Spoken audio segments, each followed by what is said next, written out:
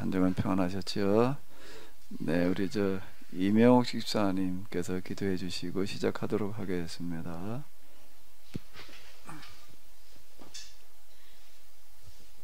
하나님 감사합니다. 오늘도 이렇게 귀한 시간에 저희들 감히 이 자리에 모일 수도 없는 저희들을 불러주시고 귀한 말씀을 듣게 하여 주시니 은혜에 감사를 드립니다.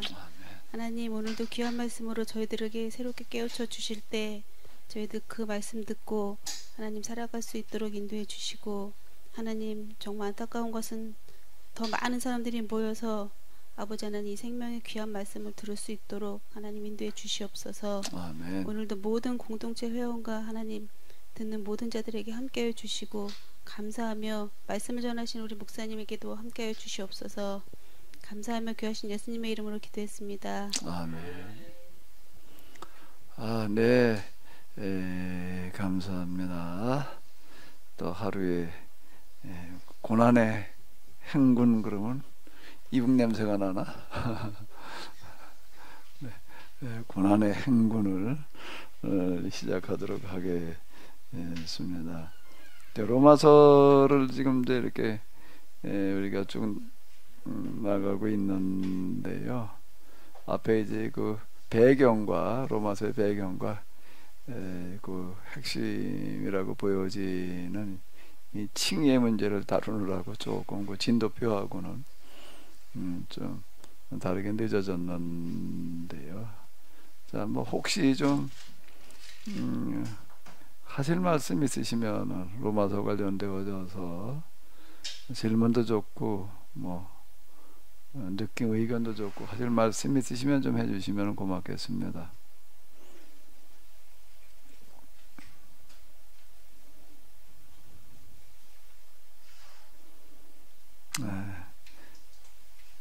지난 한 주일 동안 우리 아침마다 그 필리핀 이교성 목사님이 운영하시는 그 선교회 그러니까 아침 예배를 좀 이렇게 했어요. 종교개혁 주년 그 주간에 맞춰가지고 505주년 한 주일을 이렇게 아침마다 했는데 거기는 아마 아침 그 기도회 때 주례부 강사를 초빙해가지고서 이렇게 들은 것 같아요. 근데 내가 이제 좀 얘기를 하고 나서 뭐 질문 있으면 하십시오. 그랬더니 다 그냥 묵묵부답이야. 그 왜 그런가 그랬더니 뭐라 그러나 하게 되면 그래요. 그동안 우리가 뭐 얼마 동안 이걸 했는데 누구도 질문하라 소리 한 적이 없다. 질문을 해본 적도 없고 무슨 뭐 예배 시간에 그 줌으로 했습니다. 줌으로 했는데 뭐 토론 어쩌고 저쩌고를 해본 적이 없다. 이제 그렇게 얘기를 하시더라고요. 아마 아직 그냥 일방적으로 듣는 데만 익숙해져 있어서 우리가 뭐가 얘기를 해라 그러면은 굉장히 부담스러워하는 것 같더라고요. 우리가 여기서 좀 벗어나야 될 줄 압니다. 뭐 생각이나 뭐 뭐든지 있으면 장로님 뭐 하실 말씀 좀 없으세요? 얘기가 좀 많으실 것 같은데 나중에 개인적으로 얘기를 해보면 뭐 이거저거 얘기들 하시더라고요. 뭐 얘기 좀 없으세요?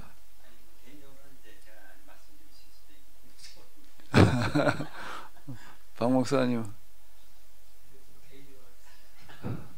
왜 개인적으로 해? 개인적으로 이제 말 안 해줄 테니 말 안 할 테니까.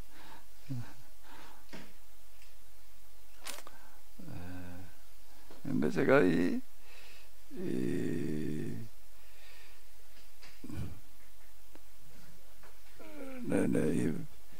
바울 서신 이걸 지금 뭐 책을 쓰느라고 또 그리고 이제 뭐 세미나를 인도를 하고 또 준비하고 그러라고 이제 로마서 뭐 그냥 뭐 계속 이제 이걸 들여다보고 그러고 하는데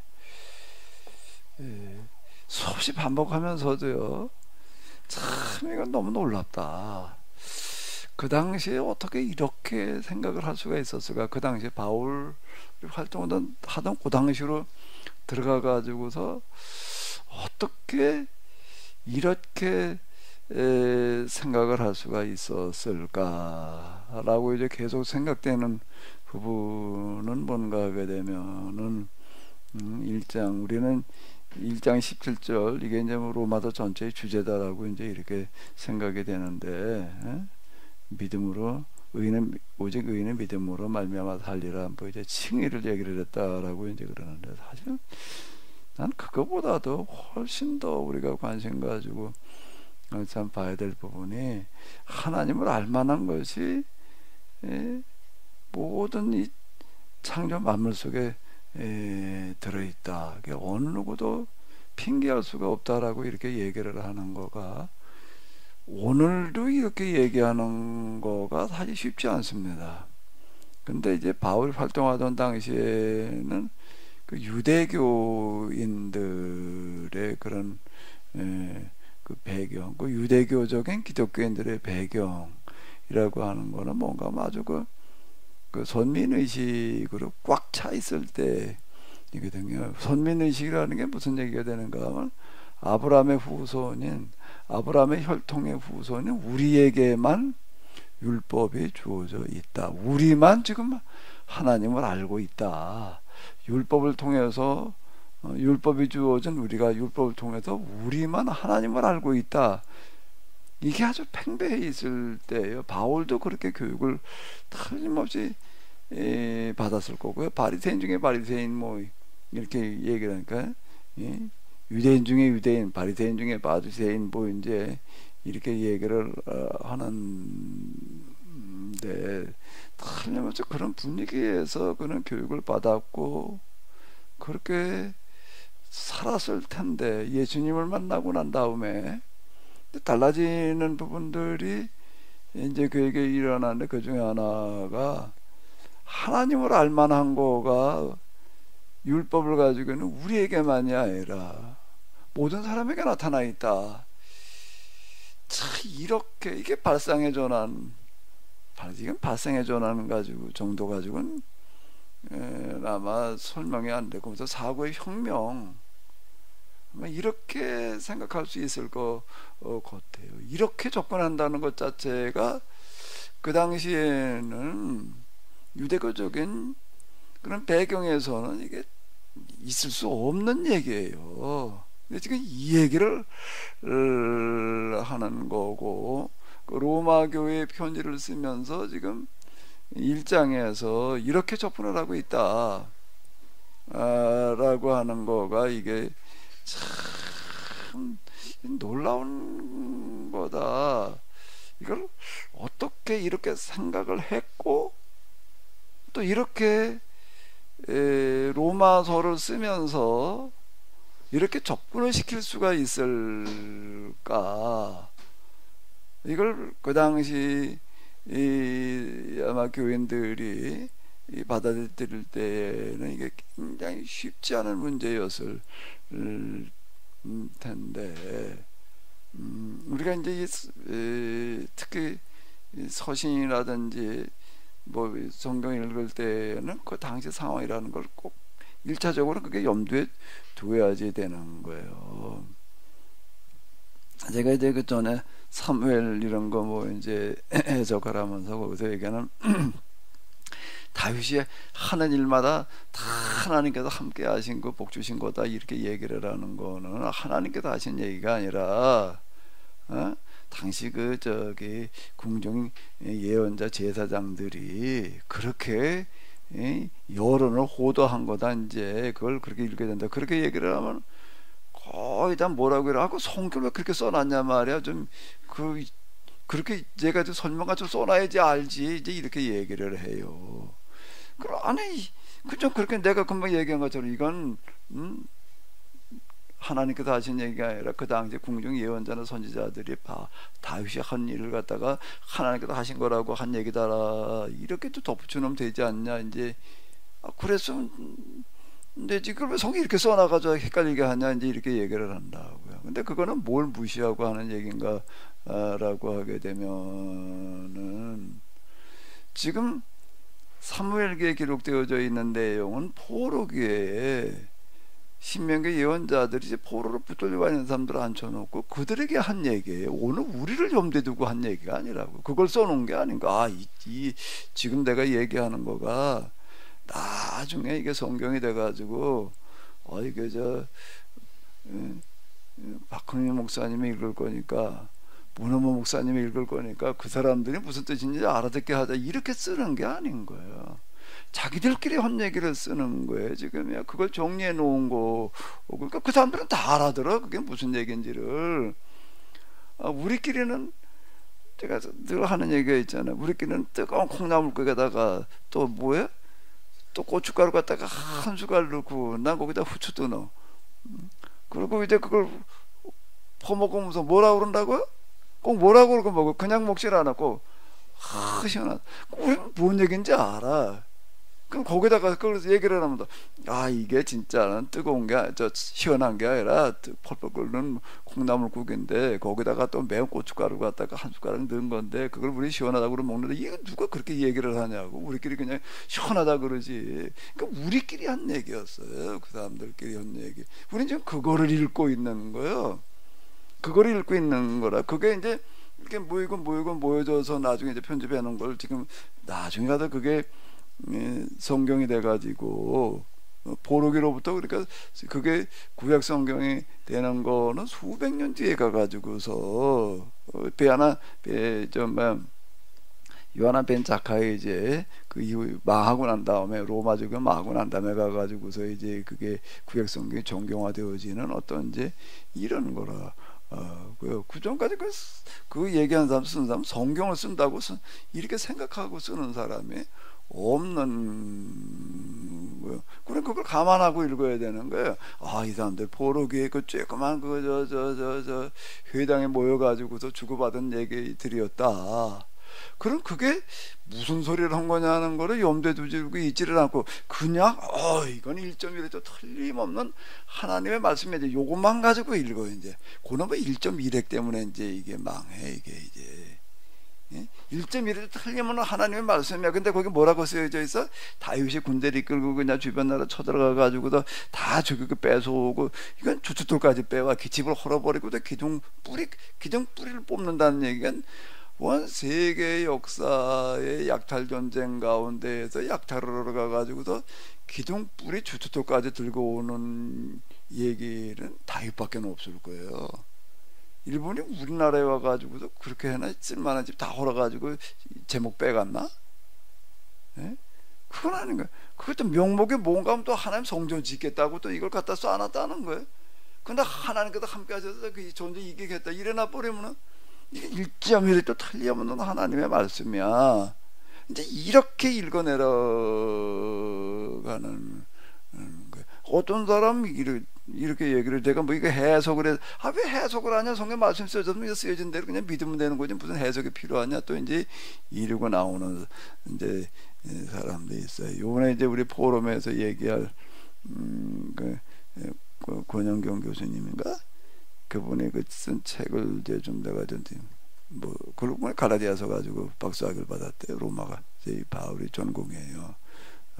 그리고 이제 갈라디아서 가지고 박사학위 받고 이제 그때 바울 전공인데 그 책도 읽어보니까 뭐라고 얘기를 하는, 성경 해석이라고 하는, 성경 해석학의 우상숭배, 이렇게 어떤 제목을 붙여놓은 글이 있어요. 지금 우리가 성경 해석하고 있는 게 우상 섬기는 거라는 거, 이런 식으로 해석. 문자대로 그냥 여기 당시 배경은 전혀 생각지 않고 여기 기록되어졌으니까 이렇게 해석을 알아들게 되면은 그는 우상숭배다.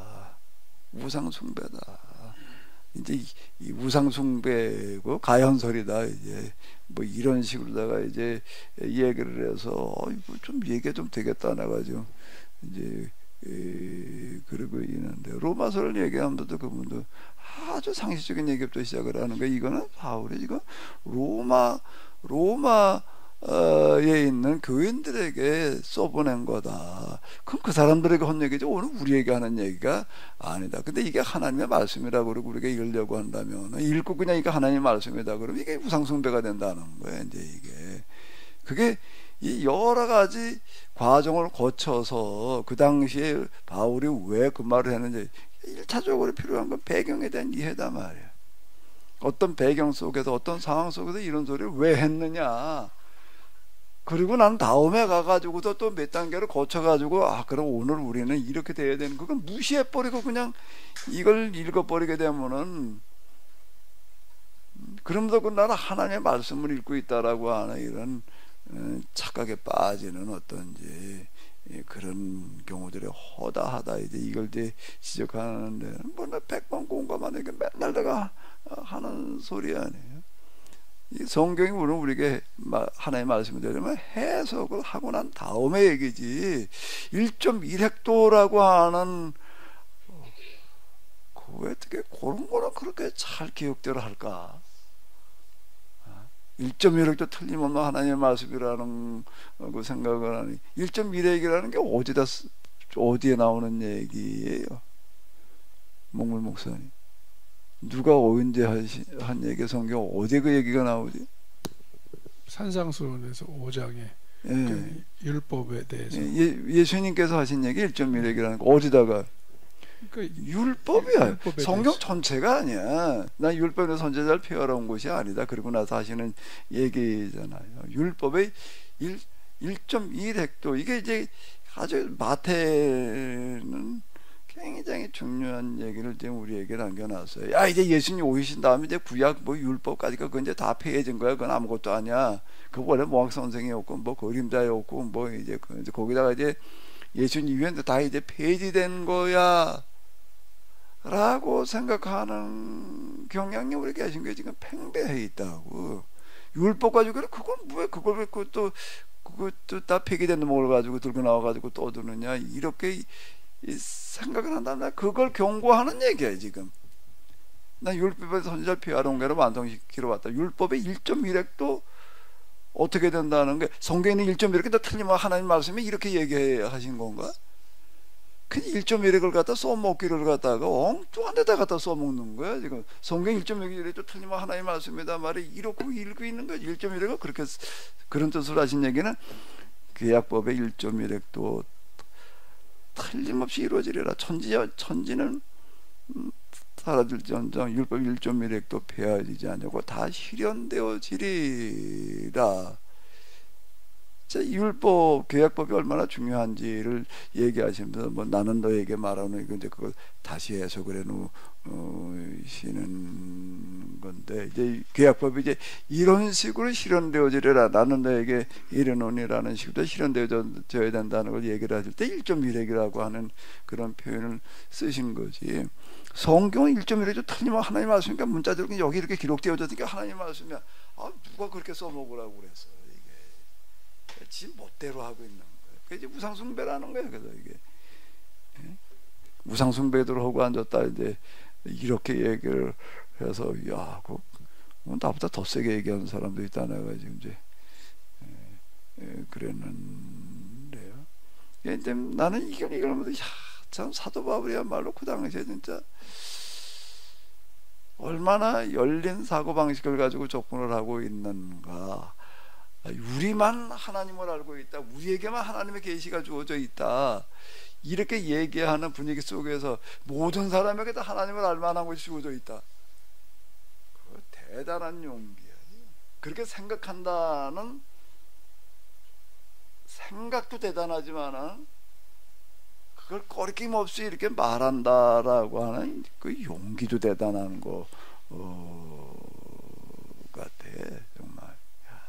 정말 놀랍다 말이에요. 읽을 때마다 근데 지금 우리는 뭘 하고 있나, 이게 이제 너무 놀랍다고 자꾸 느껴지는 이유는 뭔가, 오늘 우리는 전혀 여기 못 따라가다 보니까 생각도 못 따라가고 뭐도 못 따라가는 거야.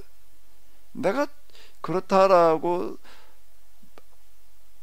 알고 믿는 거를 대놓고 말을 못 하는 거야. 이거를 대놓고 그걸 말하는 거에 굉장히 우리는 주저주저 한다고. 이렇게 말했다가 또 뭐 어떻게 되지 않을까, 이런 생각이 앞서지 않나. 왜 웃어요? 왜 웃은 거예요?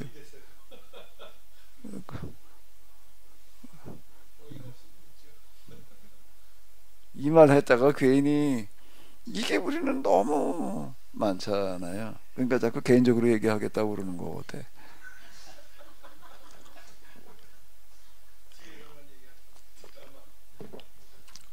근데 참 하나님을 알만한 것이 모든 사람에게 이미 주어져 있다. 참 이건 정말 놀라운 얘기인 거예요. 거기다가 또 지금 여기서 또 뭐라고 얘기를 하는가라고 하게 되면 율법이라고 하는 거는 유대인에게만 주어진 게 아니라 이방인 모두에게 다 주어져 있단 말이에요. 양심이 그게 율법과 이거는 창조가 곧 계약에 해당되어진다라는 그 얘기라고요. 창조 때 하나님께서 각 이 생명체들, 동물, 식물들 생명체들에게 사는 법을 주시는 거. 그 사람이 양심대로 살아라고 그 선악과가 그걸 말하는 거 아니에요. 그게 곧 뭔가 하게 되면 하나님께서 주시는 법이다. 자, 이렇게 접근에 들어가는 도식에서만 이건 가능한 이야기인데, 자, 이런 얘기를 한다는 거가 이거를 그 당시에 공감할 사람이 과연 이게 몇이나 될 수 있었을지. 그러니까 사도 바울은 로마서를 써 내려가면서 사람들한테 그냥 걔도 뭔가 호감 사게끔 하는 식으로다가 쓰려고 하는 거하고는 거리가 먼 사람인 거. 우리가 너에게 전한 복음 외에 다른 복음을 전하는 자에게는 저주가 있을지어다. 차 이루고 나가는 거야. 근데 이제 이게요, 예수님께서도 당시 뭐 서기관 바리새인들을 향해서 뱀들아 독사의 새끼들아 이제 이리고 나가시자 구약의 예언자들도 보게 되면 굉장히 직설적이에요. 굉장히 이 사마리아에 사는 암소들아 이렇게 나가는 거예요.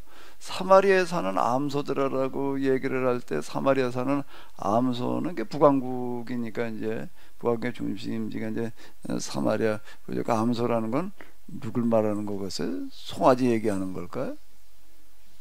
거기 최고위층들 부자들의 그 여편네들을 말하는 거예요.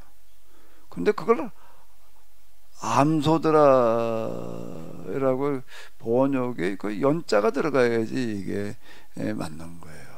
그 당시 뉘앙스로 봐가지고서 그 서인석 교수님과 전에 서강대에 있던 분은 아모스를 이 계획성경 가지고 쓰지를 않고 사역 개인적으로 번역을 다시 해가지고 이렇게 쓰는데 거긴 연자를 넣어놨어요.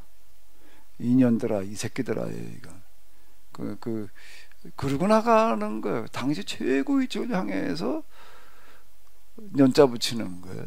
최고위층 부인들을 향해서 연자 붙이고 그 당시 최고의 실세들을 향해서 새끼자 붙이는 거예요. 지금 아주 그렇게 번역을 해놓은 어떤 그런 게 있습니다. 그 성소에 가난한 사람들이라고 그렇지. 전에 그 시라쿠장 때 읽고 이제 저를 좀 몇 번 이렇게 좀 읽었었는데 그게 예언자들이거든요. 근데 오늘 우리는 나부터도 참 이렇게 직설적으로 말로 공격하기를 좀 주저한다. 성령께서는 성령에 사로잡히게 되면은 절대 상대방을 고려해가지고 말하지 않는다는 거예요. 특징이. 그거는 뭔가 오직 하나님 입장에서 말하는 거예요. 그러니까 하나님께서 지금 얼마나 분개하고 계시는가. 나도 저 코아마르 야외 뭐 이런 거나 처음에 와닿을 때 너무 내가 기겁을 하고 놀란. 왜? 오늘 목회자들을 향한 하나님의 1인칭 화법은요 저주와 심판이 아니고서는 아예 말이 안 돼. 첫 시작 출발부터 저주와 심판으로 시작을 해가지고서요 저주와 심판으로 끝나요. 그게 지금 하나님께서 오늘 목회자들 향하는 그런 마음이라고요. 그럼 그 하나님의 말씀을 대언한다라고 하게 되면 그 그대로 표현돼야 되는, 그러니까 사마리아 암소들아 이러고 나가는 거예요. 그럼 그러니까 그렇게 박근혜 목사님 뵈는 게 없으니까 할 수 있겠지. 박근혜 목사님은 어때? 저도 눈치 많이 보고요. 예? 눈치를 많이 본다고. 어떻게 뭘 가지고 봐? 아유, 그래도 성도들의 눈치가 다 보여요. 무슨 한마디 말만 하면은. 근데 목사님도 초기 때에는 좀 그 말이 좀 셌는데 점점 갈수록 약해지는 것 같아요. 나도 그렇게 느껴. 나도 그렇게 느끼고 내가 지금 하나님을 고역한다, 내가 그런 생각을 많이 들어요. 우리 첫 번째 포럼 할 때도 내가 뭐 그렇게 세게 말한 것 같지도 않은데 자꾸 가르치려고 그런다고 그냥 되게 화내잖아. 나도 그렇게 반응을 보여가지고 나도 좀 그래서 내가 그렇게 세게 말을 했나 말이야. 왜 자꾸 뭐 괴모하려고 드냐 말이야. 김혜근 교수님 그 얘기부터 시작을 하잖아요. 그 정도 얘기를 하는데도 그때 내가 딱 하나님의 심정대로 얘기를 하면 여호와께서 가라사대 그러면서 저주를 선언해야 되는 거예요. 그렇게 반응을 보이게 되면은요, 그때 내가 직설법으로 한다라고 하게 되면 여호와께서 가라사대 그 자리에서 그러면서 화 있을진저 그분만 지칭하는 게 아니라 이 신학교 교수들아 이러고 나가야 되는 거예요. 그 하나님께서 지금 신학교 교수들 신학자들 향한 심정은 바로 이거예요. 첫 단어가 화 있을진저. 그러니까 너희는 결단코 지옥의 심판을 면치 못하리라로 끝나야 되는 건데 내가 그걸 못하는 거야. 그래서 그냥 뭐 어쩌고 저쩌고 이제 이러고 하려니까 이제 궁색한 거라고. 그러니까 이게 포럼이고 뭐고 다 판이 깨져 버리는 거니까 이제 이게 그러니까 내가 거기서 그렇게 여호와께서 가라사대 이거 1인칭 화법으로다가 신학교 교수들에다 저주를 퍼붓는다면은 어떻게 반응을 보였을까? 아모스였다면은 아마 그렇게, 아모스는 그렇게 나가는 게 베델 성전이야. 그 아모스가 베델 성전 문간에 서서 선언한 말씀이에요. 너 베델 성전에 가서 선언해라. 그러니 거기서 다 지금 그 당시 제사장들 향해서 저주를 선언하는 그런 얘기이거든요. 그러니까 이건 정말 대단한 용기가 아니면 못하는 거예요. 내가 그 첫 번째 포럼 끝나고 나서도 사실 좀 혼자 많이 고심을 했어요. 이제 코와 마루 야외가 막 터져 나오는데, 저주가 터져 나오는데, 야, 이거를 어떻게 해야 되나? 당신이 얘기를 해봐. 어떻게 해야 돼? 정말 그러는 거야, 이게. 이걸 그대로 쏟아내야 되나 말아야 되나. 뭐 처음에 좀 셌는데 좀 약해졌다고? 근데 이 바울은 직설적인 사람이라. 지금 이 구절들이요, 오늘 우리는 읽으면서 그냥 이런 얘기 했나 그러는데, 이게 그 당시 상황으로 들어가서 놓고 보게 되면은 이건 정말 이렇게 생각하는 것도 어려운 이야기이고, 이걸 이렇게 또 말한다는 것도 어려워요. 양심 율법이 된다라고 하면서 무슨 얘기를 하는 거야? 이 얘기를 하는 거야. 유대인이라 불리는 내가 율법을 의지하여 하나님을 자랑하며 율법의 교훈을 받아 하나님의 뜻을 알고 지극히 선한 것을 분간하며 맹인의 길을 인도하는 자여 어둠에 있는 자의 빛이요 율법에 있는 지식과 진리의 모본으로 가진 자로서 어리석은 자의 교사요 어린아이의 선생이라고 스스로 믿으니. 이제 어휘력과 문장 표현력도 참 대단해. 이걸 이렇게 끌고 나간다는 거가 아니 이걸 가만히 생각해봐. 한번 읽어봐봐. 이거 좀 세번역으로 읽어볼까? 그런데 그대가 유대 사람이라고 자처한다고 합시다. 그래서 그대는 율법을 의지하여 하나님을 자랑하며 실제 인물이 아니라 가상의 논쟁 상대를 하며 요거 지금 아니가 율법을 가르침을 받아서 하나님의 뜻을 알고 가장 선한 일을 분간할 줄 알며 무능한 사람의 길잡이 어둠 속에 있는 사람의 빛이라고 생각하며 지식과 진리가 율법에 구체화된 모습으로 들어있다고 하면서 스스로 어리석은 사람의 스승이 어린아이 교사를 확신한다고 합시다. 그렇게 지금 유대인들이 특히 서기관 바리새인들이 지금 서기관 바리새인들뿐만 아니라 그다음 유대인들이 이렇게 생각을 하고 있는 거예요. 스스로 이 사람들의 이제 자기 의식들이 이제 이랬는데 그러고 난 다음에 자 이걸 한번 생각을 해봐. 이게 읽는 사람들이 그 당시 이제 이 편지 읽는 사람들이 이걸 대부분 유대인들인 거예요. 아직 로마 교회가 유대인들이 이제 주축이던 그런 시점인데 그러면 다른 사람을 가르치는 내가 내 자신은 가르치지 아니하느냐? 도둑질하지 말라 선포하는 내가 도둑질하느냐? 간음하지 말라 하는 내가 간음하느냐? 우상을 가증히 여기는 내가 신전 물건을 도둑질하느냐?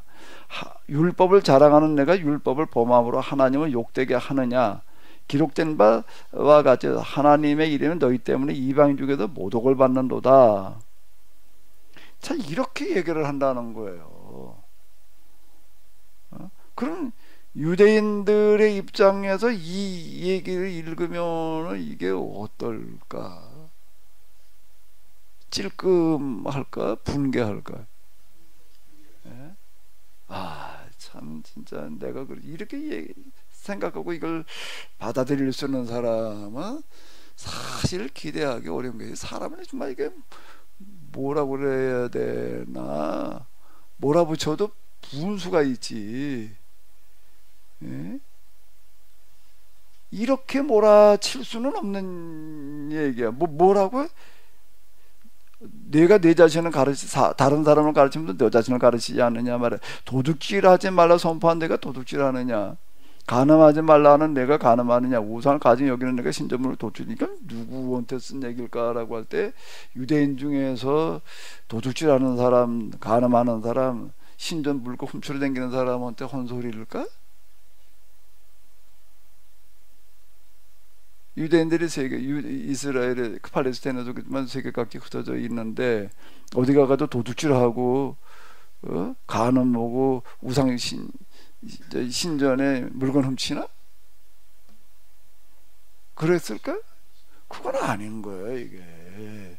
이건 이런 사람들도 유대인 중에 있어서 아마 그런 말을 했나 보다 우리가 그렇게도 생각해 볼 수 있지만은 그거는 아니야.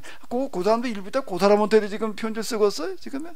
유대인 전체를 향해서 지금 쓰는 얘기, 유대교를 향해서 지금 쓰는 얘기로 이건 봐야 된다. 유대인 중에서 그런 못된 짓 하는 사람을 거기다가 지금 편지 쓰는 게 아니잖아. 이거는 그 사람들한테 지금 뭐 교도소 같은 사람한테 지금 쓰는 얘기가 아니라 그 위를 이렇게 보게 되면 뭔가 하게 되면 지금 이러고 지금 다니는 사람들이라는 거야 이게. 그러니까 겉으로다가는 아주 그냥 정말 사람들한테 다 정말 모범적인 그런 사람들 보이는 사람들한테 지금 혼 얘기로 봐야 된다고. 앞에 줄으로 나간 게 지금 그런 얘기 아니야. 도둑질 하다가 감옥에 가는 사람한테 이렇게 얘기를 하는 건 아니잖아. 앞뒤 문맥을 보게 되면 그냥 틀림없이 지금 그래도 아주 모범적이라고 평가를 받으면서 지금 활개치고 다니면서 지금 가르치는 사람들, 그게 이제 유대인들인 거예요. 이제 정통 유대인들이다 이런 사람들인데, 근데 그들을 향해서 뭐라고요? 도둑질 하지 말라고 그러는 네가 도둑질 한다는 거야. 아니 무슨 도둑질을 해? 뭘 했다는 얘기야? 내가 언제 도둑질 했냐 말이야. 내가 언제 간음했냐 말이야. 내가 언제 신전 물건을 갖다 훔친 적이 있냐. 이제 당연히 그렇게 반발할 거예요. 그렇게 몰아치니까. 근데 뭐라고 얘기를 하는가라고 뒤에 읽어보면 이제 이해가 돼. 이게 도대체 누구한테 무슨 소리를 한 거야라고 한다라고 하게 되면 무할례자의 그런 저 무할례자 요거 내가 율법을 행하면 할례가 유익하나 만일 율법을 범하면 내 할례가 무할례가 되느니라. 그러죠. 무할례자가 율법의 규례를 지키면 그 무할례가 할례와 같이 여길 것이냐 아니냐. 이게 표면적 유대인, 이면 유대인 여기가 이제 이렇게 나오는 거야. 표면적 육신의 할례가 아니다. 이면적 유대인, 이면적 할례를 얘기를 하는 걸 보게 되면은 무슨 도둑질을 얘기를 하는 거죠? 손을 가서 집은 도둑질을 말하는 게 아니라 뭘 말하는 거야? 마음의 도둑질을 이면적인 도둑질을 지금 지적하는 거예요. 이면적인, 아니 도둑질 하지 말아라 그러려면 그 마음 속에 뭐가 없어야 돼? 그 말을 하려면 이제 사도 바울은 아주 상식적인 얘기를 하고 있는 거예요. 남을 가르치면서 도둑질 하지 마라 그러려면 그 마음 속에 뭐가 있어야 될까? 도둑질을 한 사람이 도둑질하지 말아라라고 가르치는 건 말이 안 되고, 근데 그 정도만 얘기하는 게 아니라 지금 여기서 이면적인 도둑질을 해서는 안 된다는 게, 그러니까 이면적인 도둑질, 이면적인 간음, 이면적인 또 뭐지 여기 하나 뭐야 신전 물건 훔치는 얘기는 이면적인 걸 얘기를 했다는 거가 뒤에 이제 보면 나오는 얘기예요. 그런데 도둑질 하지 말라고 가르치려면 그 마음 속에 어떤 좋은 남의 물건을 욕심내는 거는 말할 것도 없고 뭐가 없어야 된다는 거예요. 에? 탐심이라는 게 뭐가 좀 있었으면 좋겠다, 뭐가 좀 있었으면 좋겠다, 이게 없어야 된다는 거예요. 그 남을 가르치니까 왜 너 자신을 가르치지 못하는 얘기야? 나의 뭘 가르치라는 얘기야? 내 마음 속에 그런 마음이 없어야 된다는 거예요. 이건 사도 바울이 사실 자기 자신을 향해서 한 이야기일 수도 있다. 자기가 그렇게 했지만은 내 마음 속에서 그게 안 되는 거예요. 이게 아무리 해도 이게 안 되는 거예요. 간음하지 말라 하는 네가 간음하느냐라고 할 때 실제 간음을 했다는 얘기가 아니라 그런 음욕이라고 하는 음행이라고 하는 그런 욕구 자체를 내가 다스릴 수 있어야 된다는 거예요. 그걸 다스리지 못하고서 뭐 간음하지 말아라 이렇게 얘기를 하는 거, 왜 남은 가르치면서 넌 가르치지를 못하느냐, 지금 이제 이렇게 이 얘기를 한다고요. 신전 물건은 도둑질하느냐, 이제 이런 얘기. 이거 왜 이런 말을 했을까? 우상을 가증히 여기는 내가 신전 물건은 도둑질하느냐는 건 왜 이 말을 했을까? 이거 신전 물건을 도둑질하느냐, 그 당시 실제적인 상황과 사건, 현실을 염두에 두면서 하는 얘기라고요. 없는 얘기를 지금 여기도 할 필요가 없는 거예요. 지금 벌어지는 얘기, 신전이 뭐 널려 있으니까 뭐 여기저기 뭐 온통 신전인 거예요. 근데 그 도둑질 한다는 얘기는 뭐 신전, 문 목사님 신전에서 도둑질 한다면 뭘 훔쳐올까? 뭘 훔쳐오려고 그럴까? 신전에 가면 회교 그 신전에 가게 되면은 뭐가 제일 욕심나요? 그런 거 없었나? 아예? 야, 뭐 잘 줬다, 뭐 됐다라고 생각되는 어떤 이제 이런 부분들이 이제 이렇게 있는 거예요. 이거 갖다 뭐 어떻게 했으면 좋겠다, 이렇게 생각되는 어떤 그런 것들이 있을 거 아니야. 그걸 이제 신전 물건을 도둑질하느냐 이렇게 얘기한 거 아닐까? 나도 잘 모르겠어. 나도 신전 물건 도둑질을 한다는 건 뭘 지칭하면 염대정도 그런 얘기를 하는지 난 잘 모르겠는데,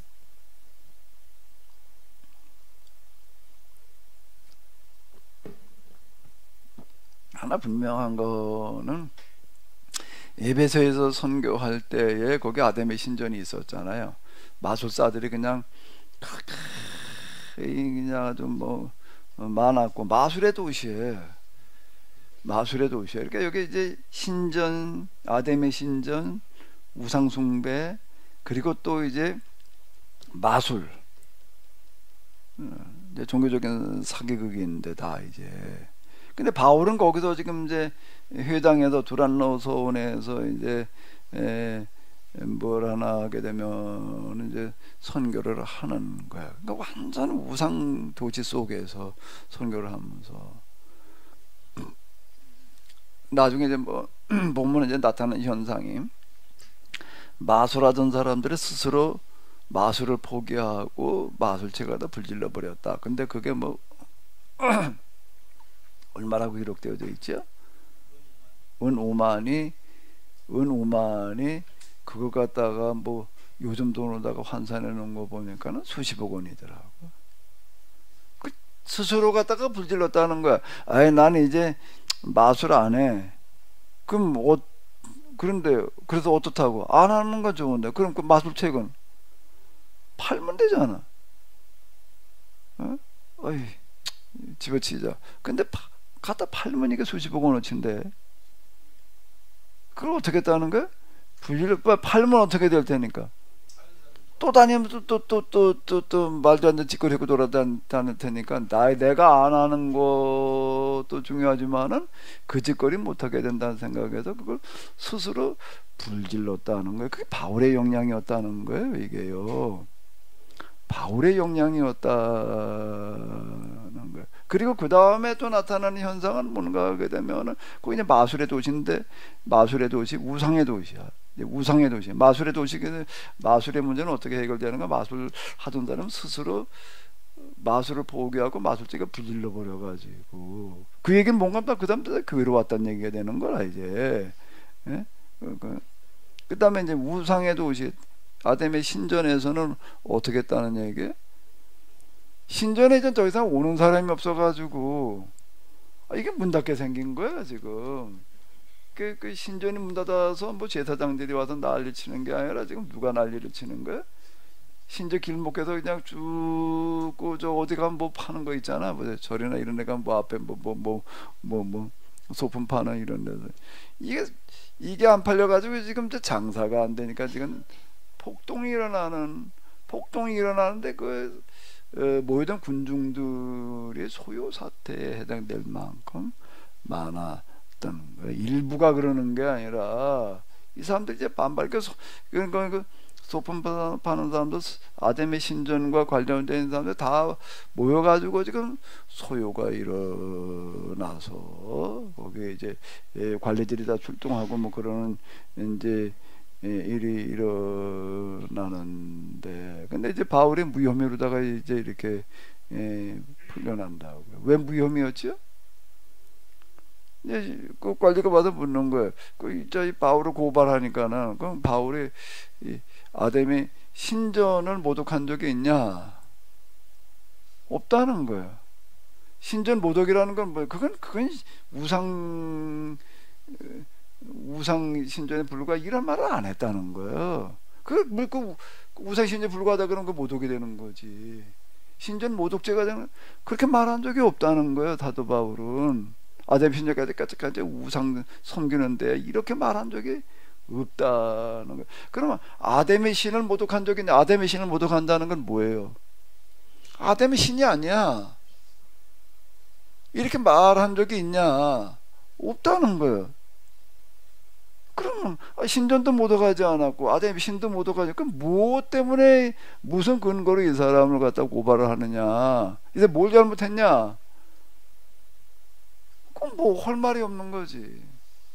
더 이상 또 이 소유를 교육한다면 당신들이 이제 범법자가 된다. 이렇게 다 흩어질 수밖에 없었다. 사도 바울은 마술하는 사람들 작은 그냥 엉터리 일이 말을 안 한 거예요. 그 다음에 우상 신적 있죠? 저건 우상 섬기는 뭐 하는 무대 이 소리를 안 하는 거예요. 다데미를 가지고 신도 아니야 이 소리도 안 하는 거예요. 문 목사님도 그러죠?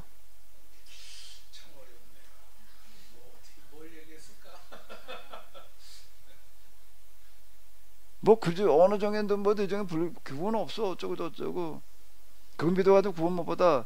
우리는 그런 소리들 쉽게 얘기를 한다. 무당 가리고도 이게 무슨 나도 그런 소리 그냥 입에 달고 하는데 무당 비판하는 소리 우리가 많이 하자. 근데 바울은 그렇게 안 했다는 거예요. 그게 참 놀라운 거예요. 참 놀라운 거예요. 사도 바울의 사고 방식이라고 하는 어떤 그런 거가 나도 이런 거 이렇게 보게 되면 야 이게 뭐 도대체가 내 꼬라지가 이게 말이 아니야. 이게 뭐 누구 얘기할 것도 없이 뭐 어디 구원 없다 소리 뭐 노다지 입에 달고 떠들었지 그 믿어라도 구원 못 받는다 말이야. 뭔 미신이다 뭐 어쩌다 이런 소리들 이제 쉽게 일고 하는데 사도 바울은 그렇게 하지 않고 뭐라는가 하면 이면적인 접근을 하고 있을 뿐인 거예요. 지금 이면적인 접근. 도둑질하지 말라고 그러니까 왜 도둑질을 하느냐, 간음하지 말라고 그러니까 왜 간음을 하고 있느냐, 신전 물건을 우상을 가지고 여기는 네가 어떻게 신전 물건을 네가 지금 탐내고 있느냐.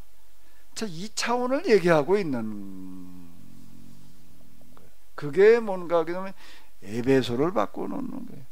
에베소라는 도시도 그렇지만 소아시아를 바꿔놔가지고서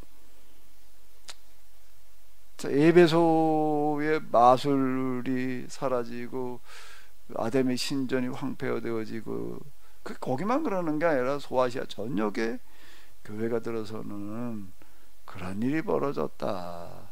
그러니까 결국은 이런 것 같아요. 사도 바울의 사고방식과 정신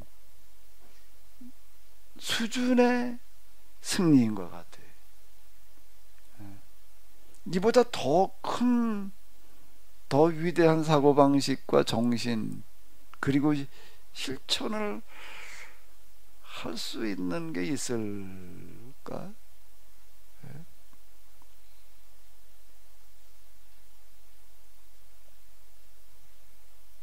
거기에서부터 에베소가 소아시아가 뒤바뀌는 일이 일어나는데, 근데 오늘 우리가 글쎄 이건 뭐건 세 발에 피도 안 되는 것 같아.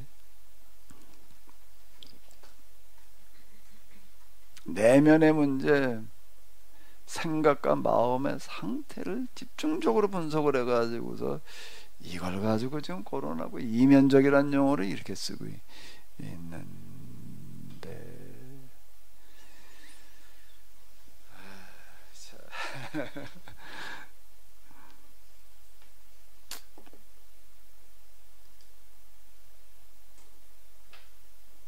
이제 당시 그러니까 유대교인들의 생각 수준과 바울의 생각 수준이 이렇게 달랐던 것 같아요. 그 이제 이러다 보니까 유대인들에게는 저 죽일 놈으로 이제 낙인 찍히는 거고, 또 이제 그게 유대교인들한테뿐만 아니라 기독교 교회 내에서도 유대인 출신이었던 바리새인 출신들한테는 이제 깊이 인물이 돼버리는 거예요. 잠깐 뭐 사도도 아닌 게 말이야, 뭐 혼자 나서 이제 저 혼자 잘났다고 그러고 떠돌아다닌다 말이야. 저 혼자 잘났다고, 지 말만 맞다고 그러고 있다. 사도들도 무시하고 있고 뭐 어쩌고 저쩌고 뭐 별 소리가 다 나오거지. 그래서 내가 하나님을 좋게 하랴 사람을 좋게 하랴 내가 그러고 있는 거예요. 그러나 하나님 편에 서다 보니까 난 아직 이제 완전 나는 그냥 죽이려면 돼버리고 있다 지금. 이게 갈라디아서에서 얘기하는 게 그 얘기 아니에요. 내가 조금만 타협하면 내가 이렇게 곤욕을 치르지는 않을 텐데, 난 절대 이건 내가 타협할 수가 없다라고 그래. 윤리 도덕적인 어떤 그런 차원의 문제 때문이 아니라 여기서 내가 이건 물러서게 되면은 교회에 미래가 없다는 생각 때문에 그는 이렇게 움직이는 것 같이 보여요. 기독교와 유대교의 선긋기 명확하게 구분을 지어놓는 거예요 지금 사도 바울은. 근데 지금 이런 얘기 속에서 이렇게 보게 되면 기독교 복음이라고 하는 건 뭐라는 거예요? 이면적인 실천을 추구해야 된다는 거예요. 이면적인 실천을 추구해야 된다. 근데 바울의 행위로 구원받는 게 아니라 믿음으로 구원받는다고 그랬다. 그러면 이제 이게 행위는 소용없다. 구원받는데 믿음으로만 구원받는다. 그러면 말이 안 되는 얘기가 되는 거지. 이면적인 차원을 추구하는데 그래. 믿음으로만 구원받는다 말에 행위는 소용없다고 말을 했을까? 이게 지금 이제 전혀 앞뒤가 안 맞는 얘기가 되는 이면적인 실천을 지금 여기서 말하는데,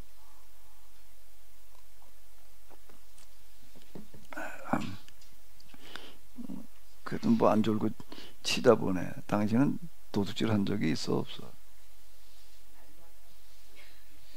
그 학교에서 20 몇 년간 학교에서 애들 가르쳤는데 그 애들한테도 뭐라고 그래요? 나만도 도둑질 하라 그랬어요? 네? 그럼 뭐라고 가르치셨어 그래?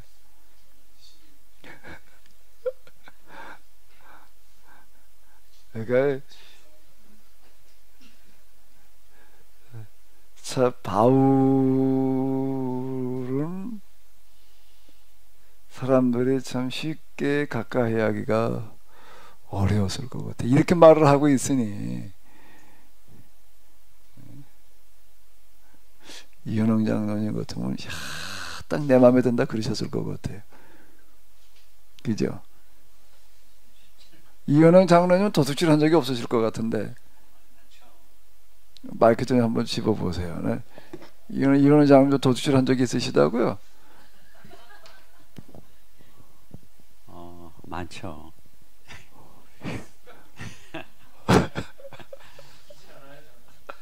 아니, 그러니까 저도 이제 지금까지 좀 살아오면서 한번 뒤돌아보니까 사실 남의 거를 많이 이렇게 내가 훔쳤다라는 그걸 많이, 예, 탐심도 품었고 실제로 훔친 것도 있죠.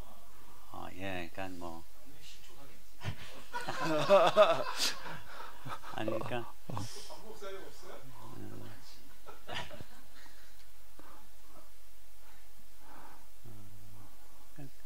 그 당시에는 사실 그게 별 생각 없이 이렇게 그걸 행했는데 지금 이제 되돌아보니까 그게 참, 그러니까 바르게 안다는 게 참 굉장히 중요하구나라는 것을 많이 이제 깨닫게 됐죠.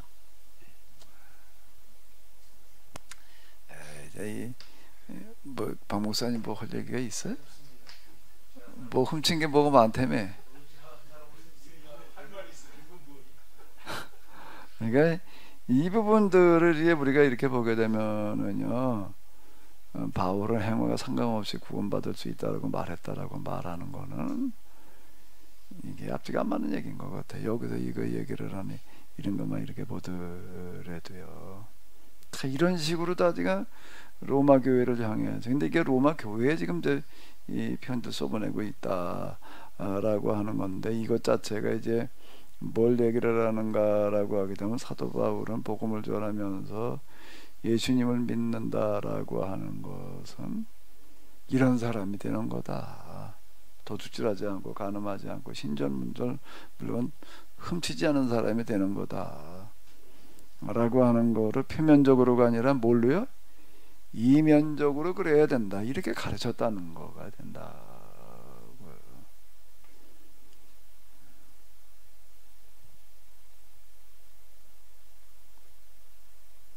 우리는 이면적인 기독교인인가 표면적인 기독교인인가, 표면적으로 구원받은 거예요, 이면적으로 구원받은 거예요?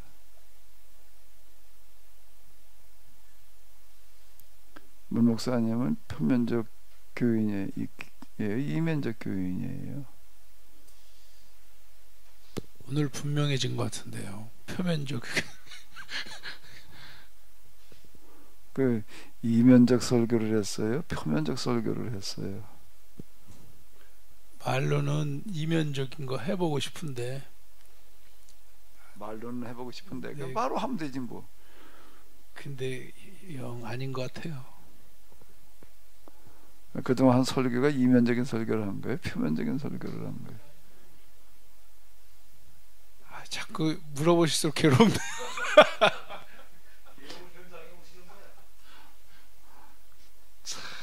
이게 이제 바울이는 거예요. 그러니까 뭐라고 그래야 되나, 가장 큰 걸 가지고 얘기를 하는 거야. 하나님을 알 만한 게 모든 만물에 드러나 있다. 양심이 곧 율법이다. 그게 뭐 완전 자연신학이에요 이제. 그러고 나가지고 또 실천으로 들어가게 되면 또 이면적인 실천을 또 이제 이면적인 할례를 얘기를 하는 거예요 지금. 이면적인 가르침을 지금 얘기를 하는데 참 이런 사람이 있는 거야. 그러니까 그런 선교의 성과가 거두어지는 거고, 그 사람만큼 되는 것 같아요. 그 사람만큼, 모세라는 사람만큼, 그게 이제 이스라엘 사람들이 애굽에서 나오고 그리고 이제 뭔가 하게 되면 계약을 맺고 가나안에 들어가는 거예요. 그러니까 모세라는 그릇은 그만큼이었던 거예요. 애굽의 10가지 재앙, 뭐 나일 강물이 어떻게 되고 뭐 어떻게 되고 그러는 것들은, 그리고 홍해 바닷물이 갈라지는 것은 난 참 이해하기 어려웠던 구절이, 홍해 바다 앞에서 모세 기도를 하니까 너 왜 나한테 기도하냐, 네 손을 내밀어서 바다가 갈라지게 하고 백성들을 건너가게 해라 라고 하는 그런 말씀. 네 손을 내밀어서 바다가 갈라지게 하고, 이게 이해가 안 됐던 거예요. 아니 어떻게 모세의 손으로다가 바다가 갈라져? 하나님의 손이어야지. 왜 내한테 기도를 하고 있느냐? 이게 이해가 안 됐던 건데, 이제 지금쯤 와가지고 이렇게 돌이켜놓고 볼 때에 물고 필리반의 원리 있던 걸 이렇게 놓고 본다라고 하게 되면은, 이스라엘 사람들이 애굽에서 나오는 출애굽 과정에 있었던 여러 가지 그 기적적인 초자연적인 사건들이라고 하는 것은 무엇 때문에 가능한가? 하나님께서 모세를 통해서 이시지요. 근데 하나님 100%, 사람 100%여야지 된다고. 그게 100%가 되는 거예요. 사람도 100%여야지 되는 거예요. 하나님 100%인데 사람 90%면 이게 안 맞는 거예요. 뭐 내가 이제 얘기하는 게 뭐 마음의 일치, 그 다음에 뭐라고 했지? 뭐 마음의 일치, 그 다음에 뭐여야 된다고요? 심정, 마음, 그 다음에 방법의 일치여야지 이게 가능해진다. 이렇게 내가 얘기를 하는 거야. 사람이 100%여야지 이제 이게 가능해지는 건데, 모세는 애굽에 있을 때 40년, 그리고 광야에서 40년, 80년이라는 그 시간 동안 하비루 문제를 가지고 씨름을 했던 가수마리, 흔히 우리가 이제 얘기하는 그 가수마리 과정에서 만들어진 내공이 뭘 가능하게 하는가 하게 되면은 출애굽을 가능하게 하는 거예요. 그러니까 이제 내가 가라. 그 이제 준비라는 얘기가 이제 이런 얘기인 것 같아요. 지금쯤 와서 이렇게 돌이켜놓고 보니까 그냥 모세가 있는데 하나님께 모세 보내가지고서 그냥 하나님께서 100%이고 동시에 또 누구도 100%인 거예요? 모세도 100%. 이게 맞아야 되는 거예요, 서로. 근데 80년이 그걸 가능하게 할 만큼 내공이, 생각의 크기, 이게 율법에 대한 그런 구상들, 이런 것들이 이제 이게 준비가 되어져 있었다라고 하는 거고요. 그러다 보니까 이제 홍해바다가 갈라지는 것도 하나님께서 갈라지게 하시는 것이지만은, 근데 하나님은 혼자가 아니라 통해서인 거예요. 통해서 일할 사람이 그 사람 속에 쌓여져 있는 내공이 뭘 갈라지게 할 만해야 된다는 거예요. 홍해바다가 갈라지게 할 만한 상태이기 때문에 네 손을 내밀어서 하는 얘기가 그 얘기인 거 같아. 근데 우리가 또 여기서 지금 비슷한 사람 또 하나 만난다면 바울인 것 같아요. 로마서나 그 서신들을 보게 되면은 정말 이렇게 접근해가는 사람이 있는 거예요. 이렇게. 그러니까 에베소가 돌변하는 거예요. 도시가 뒤바뀌는 그런 일들이 일어나고, 그 역사가들이 이제 기독교로 바울의 종교, 기독교가 바울 때문에 가능해졌다라고 이제 이렇게 얘기를 하는데요. 참, 뭐, 이런 것들이 이렇게 이제 쭉 접근해 들어가다 보게 되면 사실 뭐 할 말이 없어요. 내가 너무 작아져 가지고 뭐라고 얘기하기가 어려워.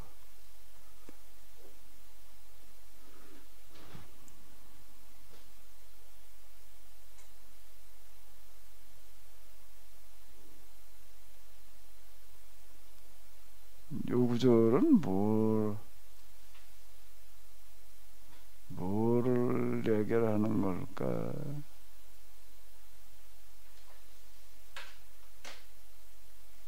자, 한번 읽어볼까요? 이거냐?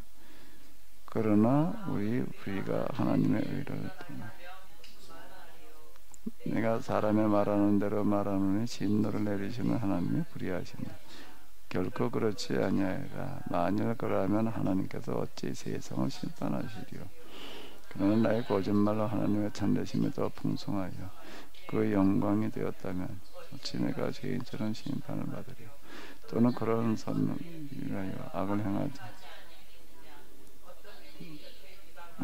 우리가 이런 말을 한다고 하니 그들은 정죄받는 것이 마땅하리라. 이제 바울을 비방하는 사람이 이런 말을 하는 것 같아. 이게 좀 어려운가 이 구절이요?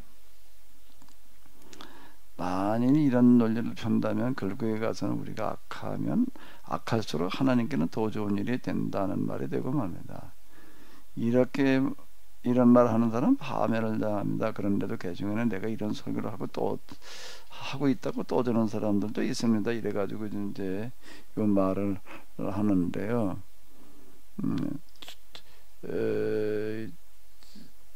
이제 아마 사도 바울이 그 칭의론, 믿음으로 구원받는다라고 하는 것들에 대해서 비판적인 이야기들이 이제 많이 있었는데, 그게 이제 꼭 사람들 들을 때에는요 자기 편한 대로 들으려고 그래요. 칭의론을 들으면서 사람들이 거기에 그냥 열광을 하는 이유는 행위 없이도라는 생각이 드는 거예요. 이제 행위 없이도 믿음만 가지면 이제 이렇게 이제 듣는 거거든요. 바울은 행위 없이도라고 그런 게 아니야. 행위 있이 행위 없이가 아닌데 이제 그렇게 듣는 거예요. 이제 듣는 사람 왜 그게 자기한테 듣기 좋으니까 이제 꼭 그렇게 이제 다 자기 중심적인 거예요, 사람이요. 그런데 그 중에 하나는 우리가 악할수록 하나님의 선이 더 돋보인다. 또 이제 이렇게 얘기한다는 그런 바울이 그런 식으로 말한다라고 또 이렇게 또 비판하는 사람이 있었던 거. 그때 바울에 대한 비방자 중에서 그래가지고서 이제 이런 얘기를 하고 있는 거죠. 그러니까 이제 여기 로마서를 쓰면서 이제 이런 얘기를 하는 이유는 이제 로마 교회에 또 이제 이렇게 생각하는 사람들이 이제 있으니까 아마 이런 얘기를 했다라고 이렇게 보여지는데요.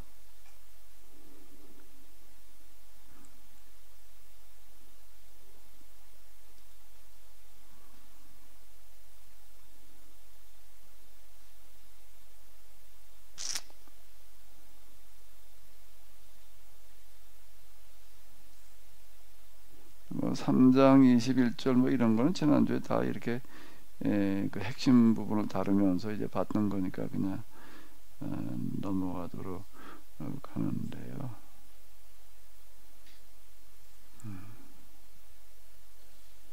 그러므로 사람의 의롭다 하심을 얻는 것은 율법의 행위에 있지 않고 믿음으로 되는 줄을 우리가 인정하노라라는 요 부분. 그러니까 요런 것만 보인 거예요. 이제 요런 것만 보이는데 요 율법의 행위에 있지 않고라고 하는 걸 행함 없이도 믿음으로 어떻게 할 수 있다? 구원받을 수 없다. 요걸 이제 요렇게 듣는 거예요. 요 구절. 요런 구절만 몇 개 갖다가 이제 늘어놓고서 사도 바울이 이면적인 실천을 강조했다는 거, 이런 거는 뭐 그건 이제 아예 그냥 이제 듣고 싶지 않고, 그러니까 그런 게 눈에 안 들어오지. 그러니까 눈에 들어오는 게 뭔가 하게 되면은요, 뭘 들을 때 귀에 들어오는 거, 뭘 읽을 때 눈에 들어오는 게 뭐지요? 그게요? 뭐가 눈에 들어오고 귀에 들어올까? 내가 듣고 싶은 거, 내가 뭐에 보고 싶은 거가 보이는 거예요. 근데 그렇지 않은 걸 얘기를 하면 그냥 그거 그냥 흘러 지나가. 다 지나가다가도 딱, 근데 거기다 귀에 거슬리는 게 있어요. 이제 딱 거슬려요. 뭐가 거슬릴까? 내가 보고 싶은 거를 비판하고 있으면 거슬리는 거예요. 내가 듣고 싶은 거가 있는데 그거와 반대적인 얘기를 하고 있으면 이제 이건 이제 거슬려서 이제 시험에 들어야 돼. 그런 거는. 근데 그렇지 않은 것도 내가 찾는 거, 내가 보고 싶은 거, 내가 듣고 싶은 게 아니면은 이게 다 지나가 버리는 거예요. 이게 다 지나가요. 요런 것만 이제 눈에 들어오는 거예요. 율법의 행위에 있지 않고 믿음으로 되는 줄을 우리가 인정하노라. 요 구절만 보이는 거라. 이제 예수님께서 하시는 그런 말씀 가운데에서 귀 있는 자는 들을지어다라는 그 말씀이 참 이해하기가 어려웠습니다. 뭘 들으라는 건가? 이게 뭐 모르겠더라고요. 근데 귀 있는 자는 들을지어다라는 그런 얘기는 예수님께서 얘기하시는 그런 거가 서기관 바리새인들이 얘기하던 것과는 판이하게 달랐는데, 그러니까 듣지를 못하는 거예요 이제. 근데 귀 있는 자는 들으라는 얘기는 지금 내가 얘기하는 것과 같은 이런 이야기를 들을 수 있는 귀를 가져라. 이런 거에 귀를 기울여라. 이런 얘기 자체가 뭐여야 된다는 거죠? 듣고 싶은 찾는 그런 이야기여야 된다. 이제 그 얘기가 되는 거죠. 나는 처음에는 첫 번째 이거 세미나를 시작하면서도 그렇고 책을 쓰면서도 그렇고요. 이거 시작하면 책도 좀 팔리고 뭐 사람들도 좀 모이고 그럴 줄 알았어. 왜 비웃어? 박 목사님 비웃은 거지 금방. 예? 그래서 우리 첫 번째 세미나 부곡교회에서 했어요. 왜 부곡교회, 그 부곡교회 목사님들 다 같이 와서 공부도 했고, 그 교회는 커요. 한 1000명 모여요. 그 본당은. 그 밑에 이제 소극장으로 이렇게 해놓은데도 그 아주 어디 연극 무대 하는데 뭐냐고 잘 졌어요. 그 교회는요. 진짜 잘 졌어요. 거기가 한 몇백 명 들어간다고. 그리고 이제 위에는 한 본당 한 1000여 명 들어가고 이제 그런데 그거 할 때만 해도요. 그 뭐 1000명 채우는 거 뭐 그 일도 아닐 거다라고 이렇게 생각을 하는 거예요. 왜 그런가 하면, 왜 그렇게 내가 생각을 했냐면, 내가 하나님을 경험하고 그러고 나서 이게 성경에 다시 보이는데 내가 너무 충격인 거야. 야, 이 성경은 뭐 하나님을 내가 너무 모르고 있었단 말이야. 참, 근데 이건 정말 우리 목회자들은 정말 꼭 들어야 될 거다. 그 평촌교회 거기 가지고서 그 교회에서 이제 처음으로 다 고난주간 한 주일 동안 아침 저녁 그 부흥회를 했어요. 부흥회를 했는데 그 끝나고 났더니 그 교회는 소속 목사들이 몇 명 있었어요. 소속 목사들이 이제 몇 명 있었고, 그 소속 목사 가운데 이제 그 신학교 교수도 있고 뭐 이제 그랬어요. 그리고 교인들 가운데에도 또 현재 교수로 있는 분들이 좀 몇 명 있었다고요. 거기에도 좀 엘리트들이 모이는 그런 교회다. 뭐 청와대 비서관도 있고 뭐 이제 그랬는데 그 한 주간 나도 처음 그런 걸 해본 거야. 이구동성을 하는 얘기가 뭔가 하면, 이건 목사님들이 꼭 들어야 될 거다. 근데 이렇게 이제 얘기를 하는 게 뭐 평신도들이 아니까 목사님들이 꼭 들어야 될 뭐다 이제 이렇게 생각을 하고 이제 그랬는데요.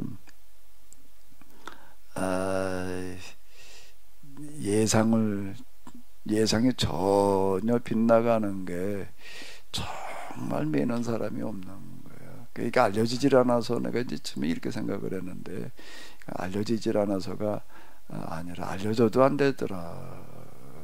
그래요. 난 요한계시록에 그렇게 내 책이 안 팔리는 게 난 잘 정말 이해도 안 되고 좀 서글퍼들 때는요. 이 요한계시록에도 오해가 얼마나 많아. 신천지 때문에 내가 요한계시록을 썼는데 그 얘기 들어보면 그러더라고.